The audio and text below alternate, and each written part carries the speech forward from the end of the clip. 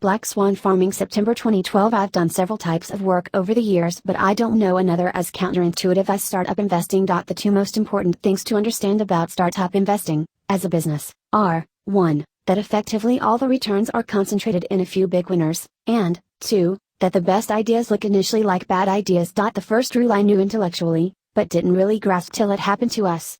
The total value of the companies we've funded is around 10 billion, give or take a few.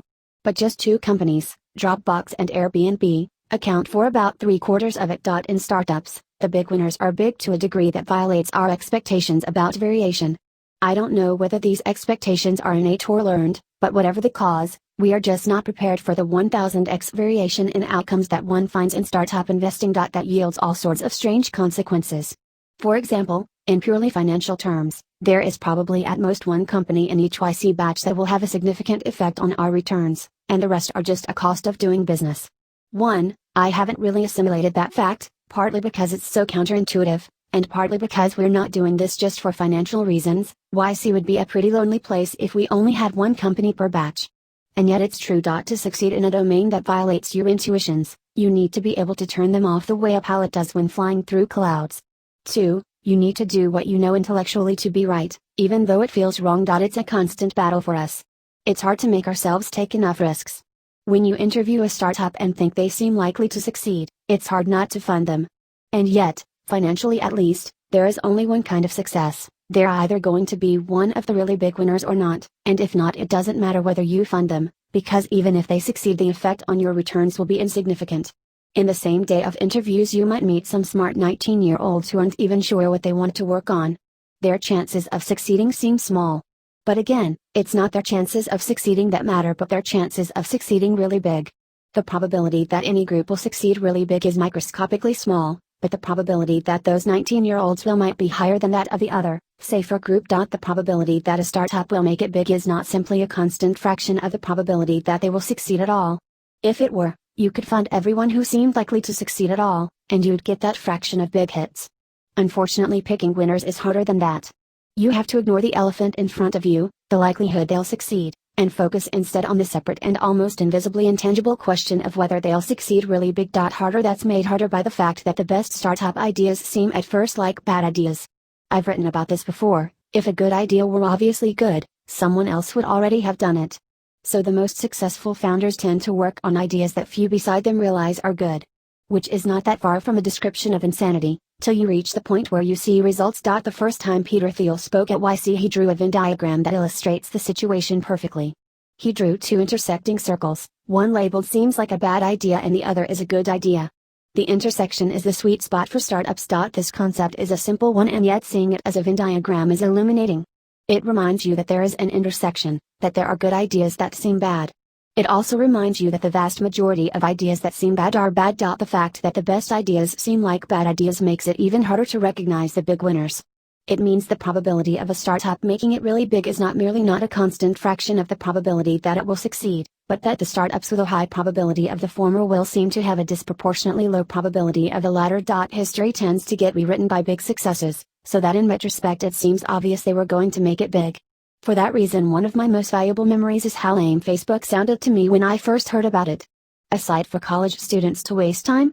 It seemed the perfect bad idea. A site, 1, for a niche market, 2, with no money, 3, to do something that didn't matter. One could have described Microsoft and Apple in exactly the same terms. 3 harder still. Wait, it gets worse. You not only have to solve this hard problem, but you have to do it with no indication of whether you're succeeding. When you pick a big winner, you won't know it for 2 years. Meanwhile, the one thing you can measure is dangerously misleading. The one thing we can track precisely is how well the startups in each batch do at fundraising after demo day. But we know that's the wrong metric. There's no correlation between the percentage of startups that raise money and the metric that does matter financially, whether that batch of startups contains a big winner or not. Except an inverse one. That's the scary thing. Fundraising is not merely a useless metric, but positively misleading. We're in a business where we need to pick unpromising looking outliers, and the huge scale of the successes means we can afford to spread our net very widely.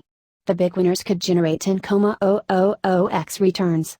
That means for each big winner we could pick 1,000 companies that returned nothing and still end up 10x ahead. If we ever got to the point where 100% of the startups we funded were able to raise money after demo day, it would almost certainly mean we were being too conservative. For it takes a conscious effort not to do that too. After 15 cycles of preparing startups for investors and then watching how they do, I can now look at a group we're interviewing through demo day investors' eyes. But those are the wrong eyes to look through. We can afford to take at least 10x as much risk as demo day investors.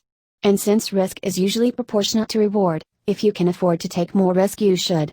What would it mean to take 10x more risk than demo day investors? We'd have to be willing to fund 10x more startups than they would. Which means that even if we're generous to ourselves and assume that YC can on average triple a startup's expected value, we'd be taking the right amount of risk if only 30% of the startups were able to raise significant funding after demo day. I don't know what fraction of them currently raise more after demo day. I deliberately avoid calculating that number, because if you start measuring something you start optimizing it, and I know it's the wrong thing to optimize. 5, but the percentage is certainly way over 30%. And frankly the thought of a 30% success rate at fundraising makes my stomach clench. A demo day where only 30% of the startups were fundable would be a shambles. Everyone would agree that YC had jumped the shark. We ourselves would feel that YC had jumped the shark. And yet we'd all be wrong. For better or worse, that's never going to be more than a thought experiment. We could never stand it. How about that for counterintuitive? I can lay out what I know to be the right thing to do, and still not do it. I can make up all sorts of plausible justifications. It would hurt YC's brand, at least among the innumerate, if we invested in huge numbers of risky startups that flamed out. It might dilute the value of the alumni network. Perhaps most convincingly, it would be demoralizing for us to be up to our chins in failure all the time. But I know the real reason we're so conservative is that we just haven't assimilated the fact of 1000x variation in returns. We'll probably never be able to bring ourselves to take risks proportionate to the returns in this business. The best we can hope for is that when we interview a group and find ourselves thinking they seem like good founders, but what are investors going to think of this crazy idea? We'll continue to be able to say who cares what investors think? That's what we thought about Airbnb, and if we want to fund more Airbnbs we have to stay good at thinking it. Note Swan, I'm not saying that the big winners are all that matters, just that they're all that matters financially for investors. Since we're not doing YC mainly for financial reasons, the big winners aren't all that matters to us. We're delighted to have funded Reddit, for example. Even though we made comparatively little from it, Reddit has had a big effect on the world, and it introduced us to Steve Huffman and Alexis Ohanian, both of whom have become good friends. Nor do we push founders to try to become one of the big winners if they don't want to. We didn't swing for the fences in our own startup, ViaEb, which was acquired for $50 million, and it would feel pretty bogus to press founders to do something we didn't do. Our rule is that it's up to the founders.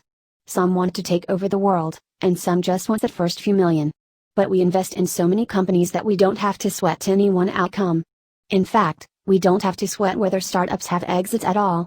The biggest exits are the only ones that matter financially, and those are guaranteed in the sense that if a company becomes big enough, a market for its shares will inevitably arise.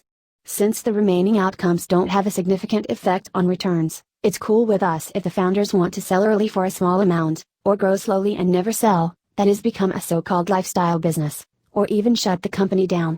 We're sometimes disappointed when the startup we had high hopes for doesn't do well, but this disappointment is mostly the ordinary variety that anyone feels when that happens. 2. Without visual cues, for example the horizon, you can't distinguish between gravity and acceleration. Which means if you're flying through clouds you can't tell what the attitude of the aircraft is. You could feel like you're flying straight and level while in fact you're descending in a spiral. The solution is to ignore what your body is telling you and listen only to your instruments. But it turns out to be very hard to ignore what your body is telling you. Every pilot knows about this problem and yet it is still a leading cause of accidents. 3. Not all big hits follow this pattern though. The reason Google seemed a bad idea was that there were already lots of search engines and there didn't seem to be room for another. 4. A startup's success at fundraising is a function of two things, what they're selling and how good they are at selling it. And while we can teach startups a lot about how to appeal to investors, even the most convincing pitch can't sell an idea that investors don't like. I was genuinely worried that Airbnb, for example, would not be able to raise money after demo day. I couldn't convince Fred Wilson to fund them. They might not have raised money at all but for the coincidence that Greg McAdoo, our contact at Sequoia, was one of a handful of VCs who understood the vacation rental business, having spent much of the previous 2 years investigating it. 5. I calculated it once for the last batch before a consortium of investors started offering investment automatically to every startup we funded, summer 2010. At the time it was 94%, 33 of 35 companies that tried to raise money succeeded, and one didn't try because they were already profitable. Presumably it's lower now because of that investment. In the old days it was raised after demo day or die.